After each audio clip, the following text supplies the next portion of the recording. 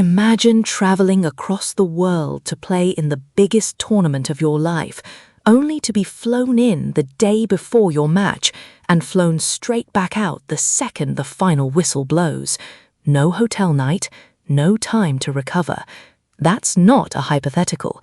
That's exactly what's happening to one team at World Cup 2026, and it sparked one of the strangest controversies in tournament history. Hey everyone, welcome back. Every World Cup brings drama on the pitch, but this year, one of the biggest stories is happening off it.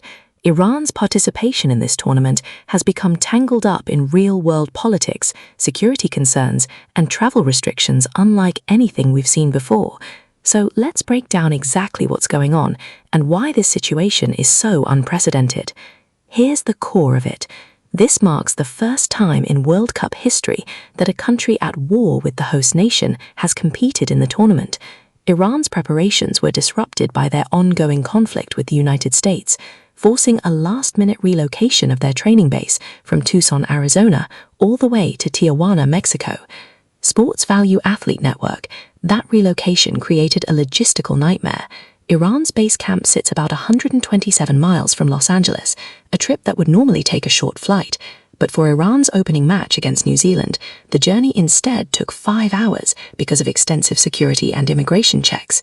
And the travel restrictions don't stop there. FIFA's own tournament regulations require teams to travel to a match one day before and return to their base camp immediately afterwards.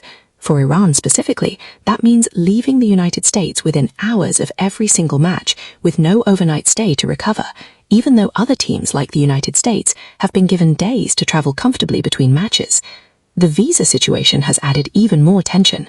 US officials confirmed that anyone with direct ties to Iran's Revolutionary Guard would not be permitted entry, regardless of the World Cup. Some Iranian support staff and federation officials were denied entry entirely, even though the players and coaches themselves received visas. Iran's Football Federation also said that FIFA revoked their fan ticket allotment, meaning the team has had to play matches without their own supporters in the stands.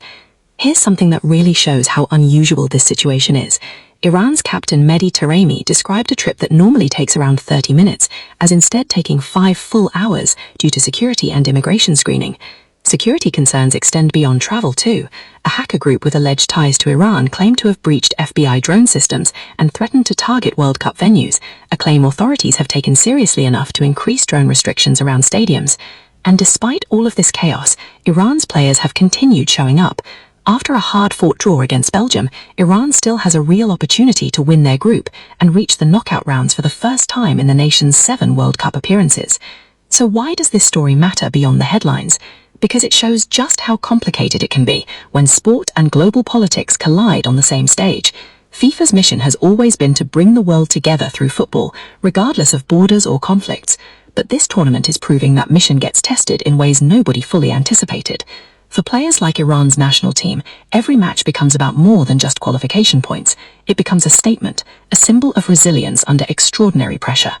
And for fans watching at home, it's a reminder that the World Cup doesn't exist in a bubble. It reflects the world exactly as it is, tensions and all. So as Iran continues their campaign through World Cup 2026, the story extends far beyond the scoreline. Between the relocated base camp, the same-day travel restrictions, and the visa controversies, this has become one of the most unprecedented situations in tournament history, on and off the pitch. If this story surprised you as much as it surprised me, smash that like button and subscribe for more World Cup stories that go beyond the game itself. Let me know in the comments what you think about how this situation has been handled. See you in the next video.